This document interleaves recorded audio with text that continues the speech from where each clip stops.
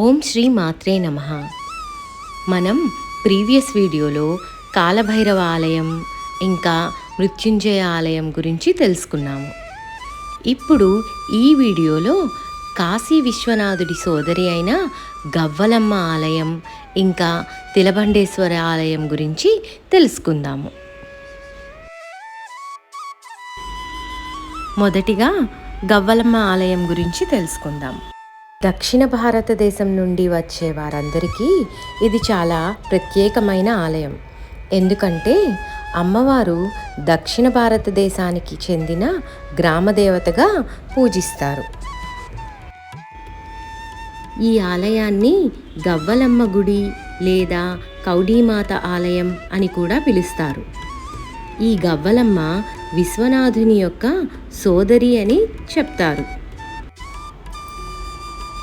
దేవతలందరూ కాశీలో వివిధ చోట్ల నివాసం ఏర్పరచుకున్నారు. అలాగే గవ్వలమ్మకి కూడా కాశీలో ఉండాలని అనిపించింది. కానీ మిగిలిన దేవతలు ఆమెని తిరస్కరించారు. కాశీలో ఉండటానికి అనుమతించలేదట. అప్పుడు అమ్మవారు శివుణ్ణి ప్రసన్నం చేసుకోవడానికి తపస్సు చేసింది.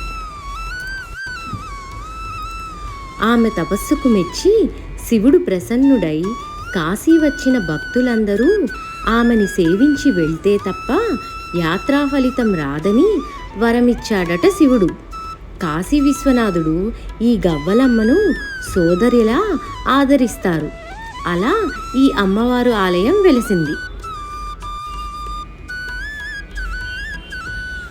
కొంచెం ఎత్తుగా ఉండే చిన్న మందిరం ఇది. అసలు కాశీలో చాలా ఆలయాలు చిన్నవే, వాటి మహత్యమే అత్యున్నతం. ఇక్కడ దుకాణంలో 5 గవ్వలు, 1 వస్త్రం, ఒక సెట్గా అమ్ముతారు. అందులో 4 అమ్మవారికి సమర్పించి 1 గవ్వ మనం ప్రసాదంగా తెచ్చుకుంటాం. ఇలా తెచ్చుకున్న ఈ గవ్వని లక్ష్మీ స్వరూపంగా పూజిస్తే అష్టైశ్వర్యాలు సిద్ధిస్తాయని మన నమ్మకం. ఇలా ఈ అమ్మవారిని దర్శించుకొని గవ్వలు సమర్పించుకుంటే కాశీయాత్ర ఫలితం లభిస్తుందని శివుని వరం. ఇప్పుడు తిలబండేశ్వర ఆలయానికి వెళ్దాము.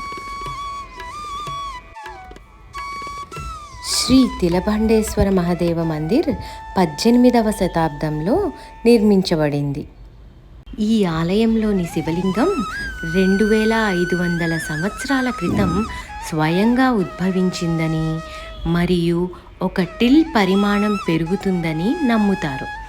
టిల్ అంటే నువ్వు గింజంత. ప్రస్తుత లింగము 3.5 అడుగులకు పైగా కనిపిస్తుంది. కానీ లోపల భూమి లోపల అనేది 20 అడుగుల వరకు ఉండవచ్చని భావిస్తారు. దీనిపైన సైంటిస్టులు కూడా పరిశోధించి నిర్ధారించారు. శివపురాణంలో కూడా ఈ ఆలయం గురించి చెప్పడం అనేది జరిగింది. ఇప్పుడు మనం చూస్తున్నది సంకట్ మోచన్ హనుమాన్ ఆలయం. సంకట్ మోచన్ అంటే సమస్యల నివారిణి అని అర్థం. రామచరితమానస్ మహాగ్రంథాన్ని తులసీదాస్ ఇక్కడే రచించారు.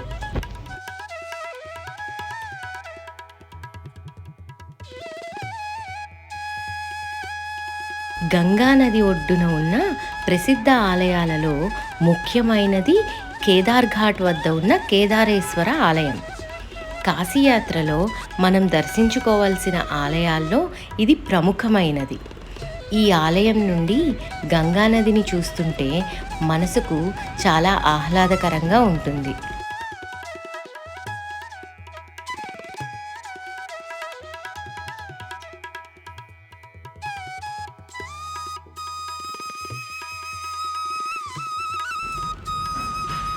కేదార్ ఘాట్ స్నానం, కేదారేశ్వర దర్శనం, స్పర్శనం పరమ పుణ్యప్రదం. ఇక్కడ పితృకర్మ చేస్తే 101 తరాల వారు తరిస్తారు. చైత్ర బహుళ చతుర్థి నాడు ఉపవాసం ఉండి 3 పూటలా 3 పుక్కిళ్ళు కేదార్ జలాన్ని సేవించిన వారు శివైక్యం చెందుతారు.